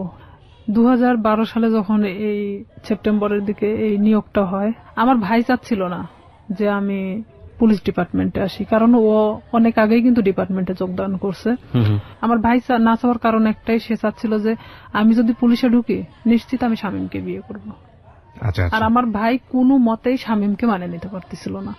তাতে আমাকে ত্যায্য করতে তারা রাজি আছে, কিন্তু শামীমকে কোনো মতে তারা মানতেছে না, কারণ ও এর আগেও আমার ভাইয়ের জানা মতো অনেক মেয়ের সাথে এই ধরনের ঘটনা ঘটাইছে। কিন্তু আমার সাথে কি ঘটনাটা ঘটছে এটা তো আমার ফ্যামিলির এমনকি কেউই জানতো না। তখন আমার বাবাকে বললাম যে অমুক দিন তো নিয়োগ, তা আমি তো দাঁড়াতে চাচ্ছি। তো আমার বাবা বলতেছে যে আমার ভাইয়ের নাম তো বলতেছে পছন্দ করে না, আর এটা যদি আমি দাঁড়াতে সম্মতি দেই তাহলে দেখা যাবে যে এটা নিয়ে অনেক বাড়িতে এক ধরনের মারামারি শুরু হয়ে যাবে। তাই আমি বললাম যে যা হয় হবে, আপনি যদি আমাকে টাকা দেন দিবেন, না দিলে আমি এমনিতেই যাব, কারণ আমার তো কোনো লোক ধরা নাই, আমি শুধু যাবো এই টাকাটাই চাচ্ছিলাম। তখন আমার বাবা আমাকে 2000 টাকা দেয়, আমি ওই টাকা নিয়ে পাবনা চলে যাই দাঁড়াতে। এক ইয়েতে আমাকে সিলেক্ট করে, কারণ আমি 5 ফিট 9 ইঞ্চি আর আমি একটা স্ট্রং বডির মানুষ। তো দেখার পরে আমাকে সবার পিছন থেকে নিয়ে যাওয়া হয়, ওখানে মাপে ওয়েটে সবকিছু দেখে আমি ঠিক হই।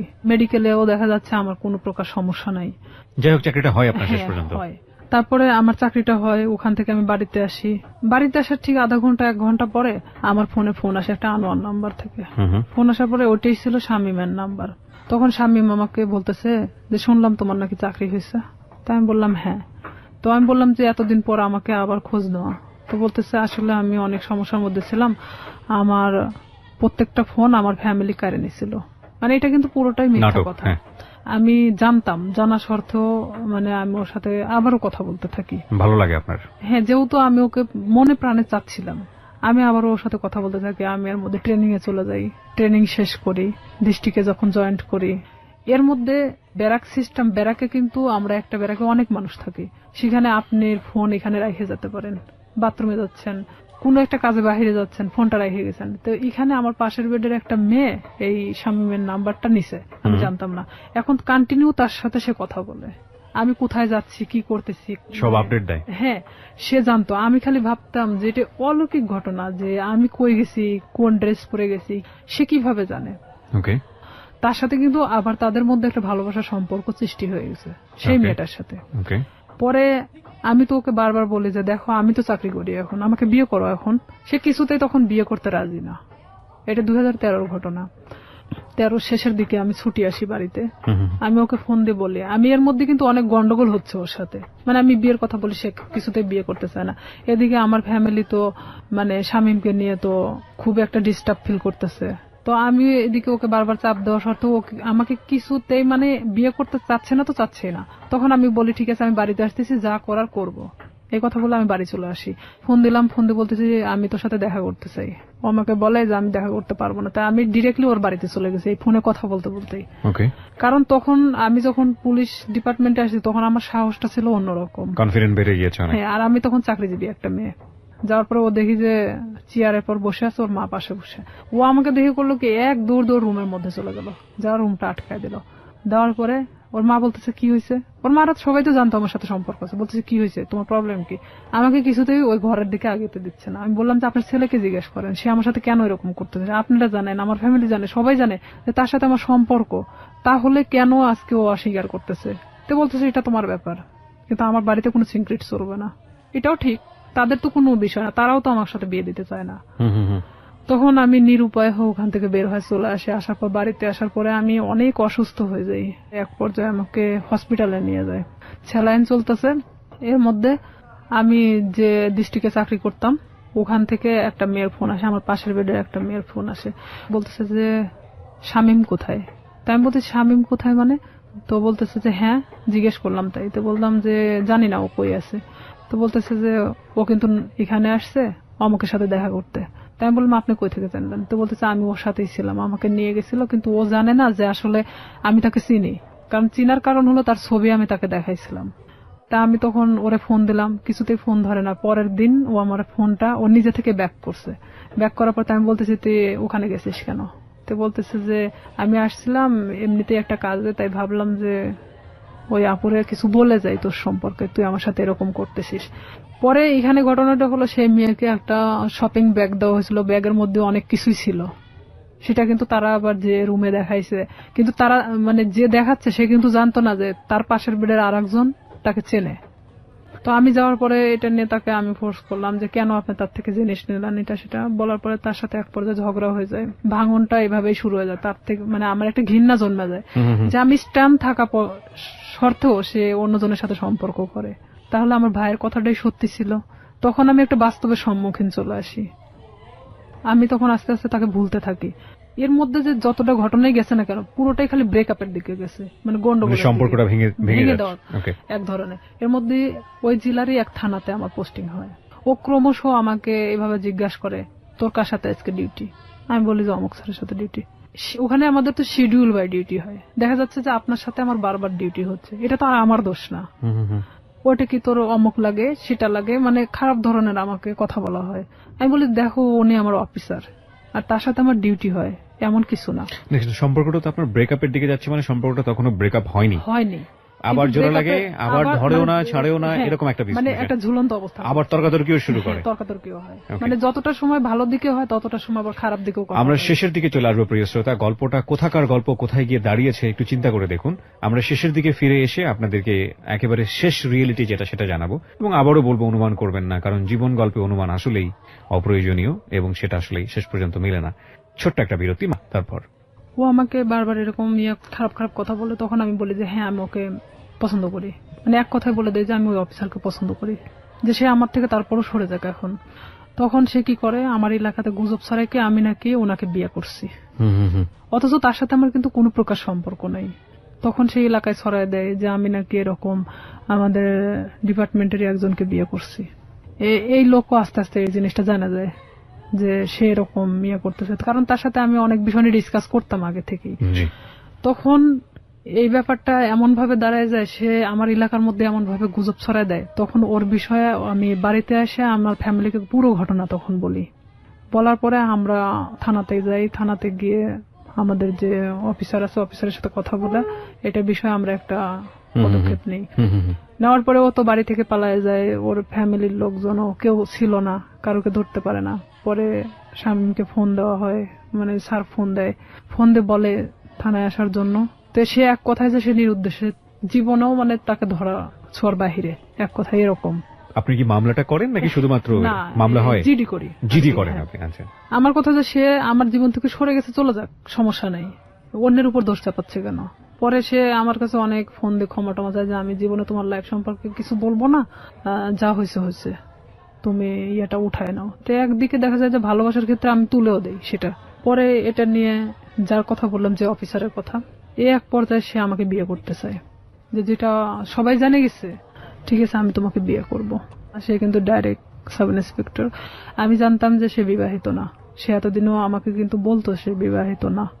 ওকে, যেই ভদ্রলোকের কথা আপনি বলছেন তার সঙ্গে আপনার একটা রটনা চারদিকে হয়েছিল। চারদিকে মানে এটা শুধু শামীম ঘটাইছিল। ওকে, তো উনি রাজি হয়েছিলেন এক পর্যায়ে আপনাকে বিয়ে করার জন্য? রাজি হয়েছিলেন এইভাবে যে তার সাথে আমার এর মধ্যে কিছুটা মানে সম্পর্ক এভাবে গড়ে ওঠে যে শামীম যখন এভাবে ছড়াচ্ছিল তখন আমার ডিপার্টমেন্টাল দিক থেকেও ওই যে মেয়েটার সাথে ওর কানেকশন ছিল, সে আবার আমার ডিপার্টমেন্টে এভাবে ছড়াচ্ছে যে আমি তাকে বিয়ে করছি। তা আমার ডিপার্টমেন্টে অনেকেই জানতো যে আমি তাকে বিয়ে করে ফেলছি।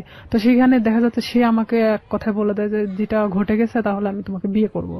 ওকে, সো আপনি বিয়ে করেন এক পর্যায়ে? এক পর্যায়ে আমি তাকে আমার ফ্যামিলির অনুমতি নিয়ে বিয়ে করি। আমি বলি এটা আপনার জন্য একটা ভালোই প্রস্তাব ছিল আমি বলবো।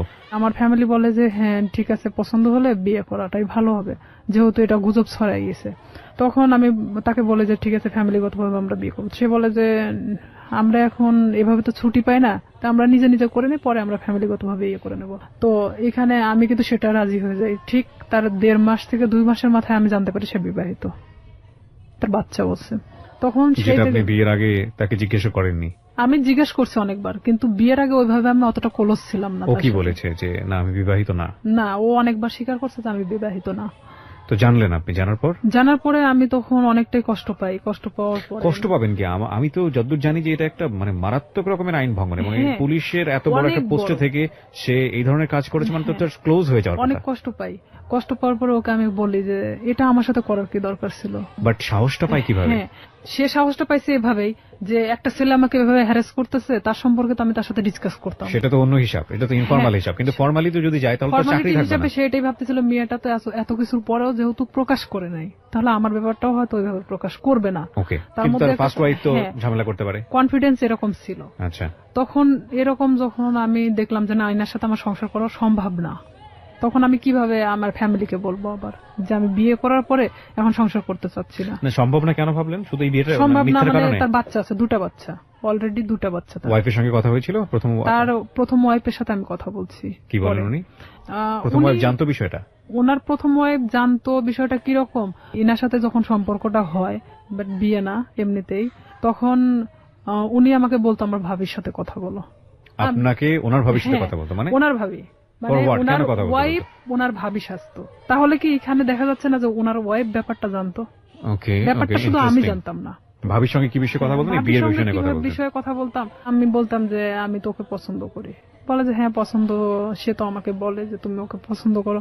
মানে অনেক বিষয় নিয়ে, আসল কথা এক কথা যে একটা প্রেমিক প্রেমিকার মধ্যে একটা ভাবি আসলে যা হয়, সেসব কিছু একটা ওয়াইফ হলে তো কখনো মানা সম্ভব না আমার মতে। মানে ওনার ওয়াইফের সঙ্গে কথা হতো ঠিকই, কিন্তু আসলে আমি জানতাম ওনার ভাবি হিসেবে, এবং উনিও সেটাই বলতো যে আমি ওনার ভাবি হই। ওনার বাচ্চাদের সাথে আমি কথা বলতাম, কারণ আমি জানতাম যে ওনার ভাইয়ের বাচ্চা এগুলো। এক পর্যায়ে সে যখন আমি সংসার করব না, তখন বলে যে কেন করবা না, আমি কি এমন একটা কথাই তো ভুল বলছি, তো আমার তো তোমাকে পালার মতো সামর্থ্য আছে, এটা সেটা আমাকে অনেক কিছু বোঝায়। তাই আমি বলি ঠিক আছে তাহলে আমি বাচ্চা কাচ্চা নিয়ে নেই, যেহেতু আমারও তো একটা লাইফ আছে। সে বলে যে না এখন বাচ্চা নিতে হবে না, এটা সেটা, মানে সে কোনো প্রকার আমাকে বাচ্চা নিতে দিবে না।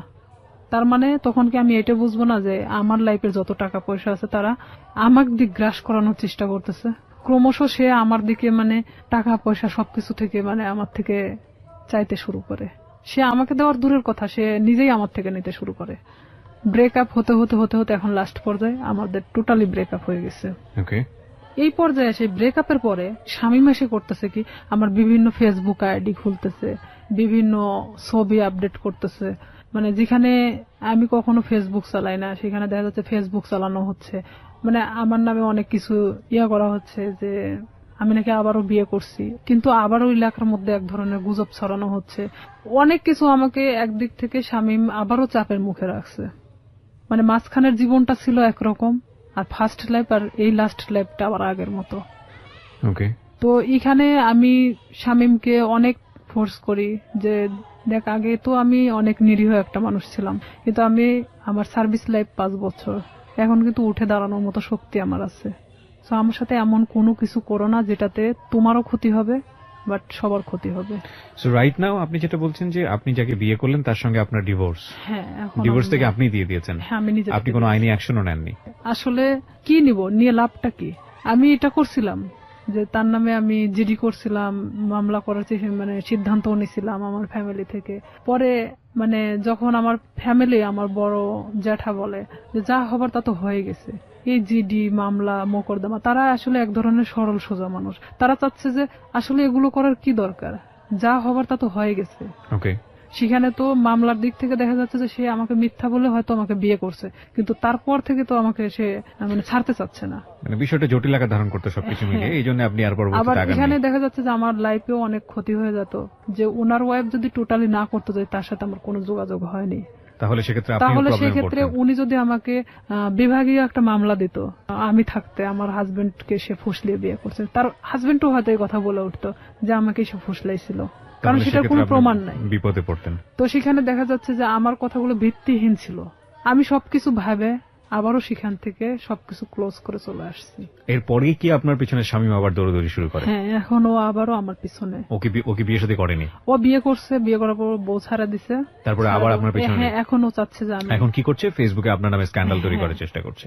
ফেসবুকে স্ক্যান্ডাল তৈরি করাটা খুব সহজ এই কারণে যে আমরা যারা সাধারণ মানুষ আছি, যারা এই অনুষ্ঠানটা শুনছেন, বিশেষ করে তাদের মধ্যে অনেকেই আছেন তারা খুব সহজ সরল, তারা একটা স্ক্রিনশট দেখলেই মনে করেন যে না জানি কি আছে এর মধ্যে, এই ঘটনা ছি ছি ছি ছি। যে আমাদের সবারই একটা বড় সমস্যা হচ্ছে, আমরা সবাই ফার্স্ট ইমপ্রেশনে চিন্তা করি, ফার্স্ট ইমোশন। রাস্তায় একটা ঘটনা ঘটছে, কেউ একজন মার খাচ্ছে, আপনার মনে হবে সে চুরি করেছে, সে কারণে সে মার খাচ্ছে, এবং দৌড় দিয়ে গিয়ে আপনি দুটো মেরে চলে আসলেন। এই যে মনে হওয়ার ব্যাপারটা, এটা আমাদের ফার্স্ট ইমোশন ম্যাক্সিমাম টাইমই রং থাকে। আমরা কখনো বিহাইন্ড দ্য রিজন কখনো চিন্তা করি না, কজ কিংবা প্রুফ বিহাইন্ড দ্য রিজন কখনো চিন্তা করি না। একটু ঠান্ডা মাথায় 2 মিনিট ভেবে যে ওটার প্রতি আমাদের রিয়াকশনটা কি হবে সেটা জানাই না। কোন একটা পোস্ট দেখলাম, ইচ্ছা মতো গালিগালাজ। কিছুদিন আগে, আমি নাম মেনশন করবো না, আমাদের খুব বিখ্যাত প্রিয় একজন ক্রিকেটার তার বোনকে নিয়ে ছবি দিয়েছে ফেসবুকে, সেখানে আস্তাগফিরুল্লাহ, মানে এত বাজে কমেন্টস। এই যে মেন্টালিটিগুলো না, এই মেন্টালিটিগুলোর প্রধানতম কারণ হচ্ছে আমরা ফেসবুকটাকে খুব হালকা ভাবে নেই। আমরা মনে করি যে এখানে একটা কমেন্টস দিলাম, দিলেই কি না দিলেই কি, এমন একটা জগৎ, এটার সাথে বাস্তবের কোনো যোগাযোগ নেই। কিন্তু এটা ভুল, কারণ দিন দিন এটা এত বেশি ক্রাউডি একটা প্লেস হচ্ছে, এখানে আপনি যেটাই করেন না কেন, যাই করেন না কেন, সেটা কিন্তু একটা ছাপ রেখে দেয়। ভুল করলেও সেটা একটা ছাপ রেখে দেয়, এবং একই সাথে ভালো করলেও সেটা একটা সম্মান বয়ে নিয়ে আসে। আমরা কেউই ভুল শুদ্ধের ঊর্ধ্বে না, কিন্তু এই যে স্ক্যান্ডাল তৈরি করা কিংবা একজনের নামে বদনাম রটানো, একজনকে বিপদে ফেলা, এটা করা ওটা করা, এই ব্যাপারগুলো না খুব সহজেই করা যায়। কারণ আমরা যদি বলি, আমাদের বাঙালি সেন্স এই জিনিসগুলো খুব ইন্টারেস্টিং। আমরা দেখবেন যে কেওয়াস পছন্দ করি।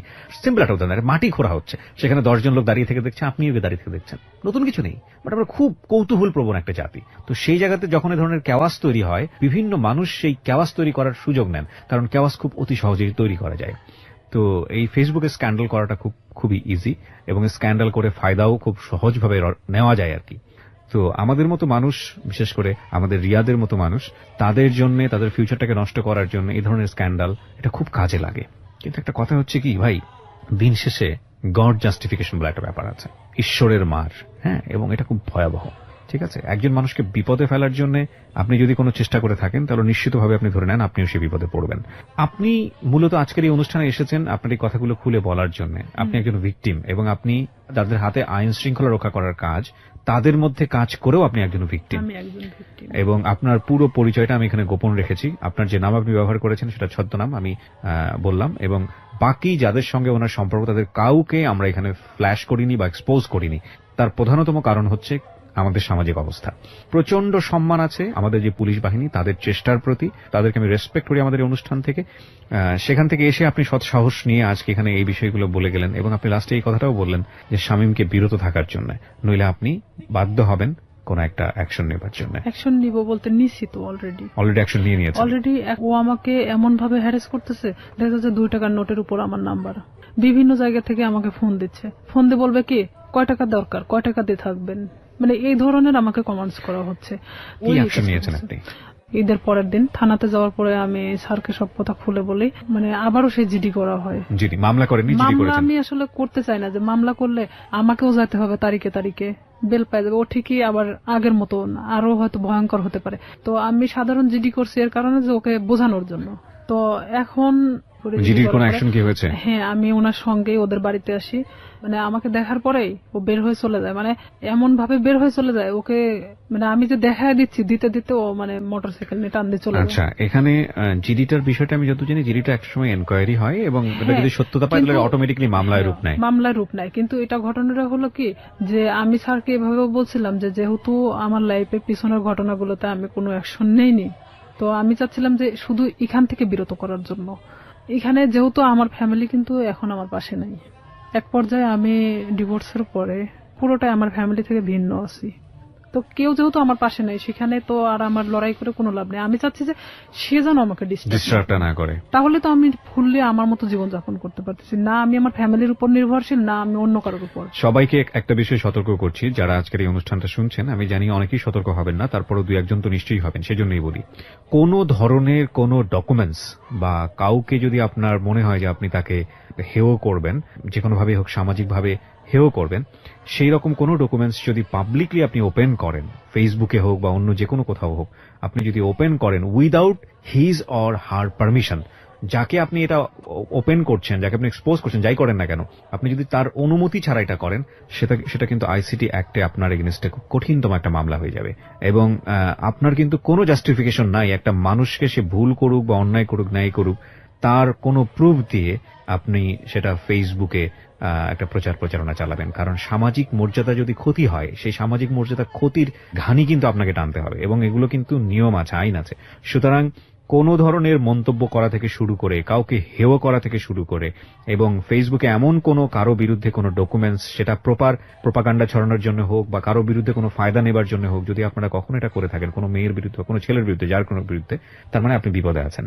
সুতরাং এটা প্লিজ করবেন না, কারণ সে যে কোনো মুহূর্তে আপনার এই বিষয়গুলোকে ইস্যু করে আপনার এগেইনস্টে মামলা করতে পারবে। আপনারা যদি মনে হয় এরকম কাজ করে কাউকে সামাজিকভাবে হেয় করবেন, তাহলে মোদ্দা কথা হচ্ছে আপনি নিজের বিপদ ডেকে নিয়ে আসছেন।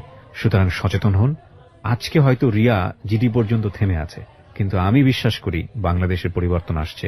অনেক রিয়া জিডির কথা চিন্তাও করবে না, তারা সরাসরি মামলা দিয়েই বসবে, এবং এসব বিষয়ে মামলায় কিন্তু বাংলাদেশ সরকার খুবই খুবই খুবই অ্যাক্টিভ। অনেক ধন্যবাদ, আপনি এখানে সাহস করে এসেছেন। আপনার মাধ্যমে একটা মেসেজ আমি আজকে সবাইকে দিতে চাইলাম, এবং সেটা মনে হয় অনেকেই পেয়েছেন। আমরা সবসময় একটা কথা বলবো যে একজনের জীবন গল্প আরেকজনের শিক্ষা হোক। কাউকে কোনোভাবেই ছোট করাটা আমাদের মূল উদ্দেশ্য নয়, এবং মূল টার্গেটটাই হবে সে যেই হোক না কেন, তাকে আলটিমেটলি, সে যত যদি ভিকটিমও হয়, সে যদি কাউকে অপরাধও করে, তাহলে তাকে সঠিক পথে নিয়ে আসা, এবং সেটা সুন্দরভাবে। একটা মানুষকে শাস্তি দেওয়াটাই মূল কথা নয়, একটা মানুষ যাতে শাস্তি না পায় তাকে সুন্দর করে বুঝিয়ে বারবার সেখান থেকে ফিরিয়ে নিয়ে আসা। উনি শামীমের ক্ষেত্রে সেটা করে যাচ্ছেন। শামীমকে শুধু একটা আজকের অনুষ্ঠান থেকে একটা কথাই বলার আছে, সেটা হচ্ছে it is the highest time. আমি জানি আপনি এই অনুষ্ঠানটা শুনতেছেন, আমি আপনাকে রিকোয়েস্ট করব, আমি জানি আপনি সমাজে অনেক ভালো কাজ করেছেন, হয়তো বা আপনি আপনার ব্যক্তিগত জায়গা থেকে, আমরা সেগুলোকে রেসপেক্ট করি। আপনি ওনার লাইফে যেভাবে লেগে আছেন, সেটা উনি যেটা বললেন সেটা যদি আমরা মেনে নিই যে সত্য, আমি জানি আপনাকে যদি বক্তব্য দিতে দিতাম তাহলে তো আপনার পক্ষ থেকে কোনো বক্তব্য ছিল, কিন্তু যেহেতু আপনারা স্বামী স্ত্রীর সম্পর্কে নাই, সুতরাং দুজনের জায়গা থেকে, ওনার জায়গা থেকে আমি যতটুকু সত্য নিয়েছি, এই জায়গা থেকে শুধু এতটুকুই বলার আছে, আপনি নিজেকে নিবৃত করুন, থামুন এখানেই, নইলে আপনার জন্য ভবিষ্যৎটা হয়তোবা সুখকর হবে না। কারণ উনি এরপরে হয়তো রেগে গিয়ে বড় কোনো স্টেপ নেবেন। আমরা চাই আপনারা সবাই ভালো থাকুন। আজকের মতো শেষ করছি প্রিয়